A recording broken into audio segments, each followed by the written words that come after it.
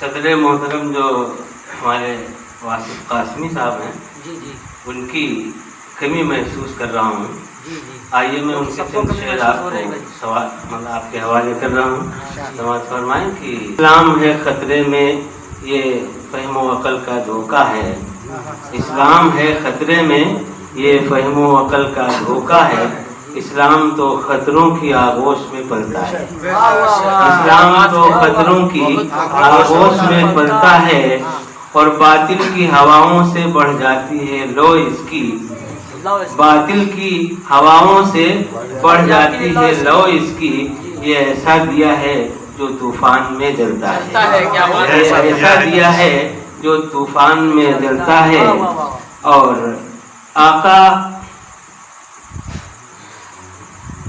طیبہ کی جدائی میں طیبہ کی جدائی میں کچھ لوگ تڑپتے ہیں. طیبہ کی جدائی میں کچھ لوگ تڑپتے ہیں.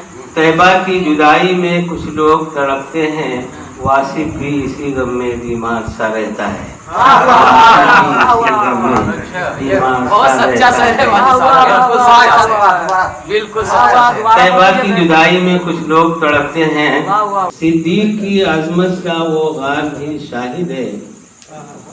صدیق کی عظمت کا وہ غار بھی شاہد ہے. کونین کا سورج تھا جس غار کے سائے میں. کونین کا سورج تھا جس غار کے سائے میں.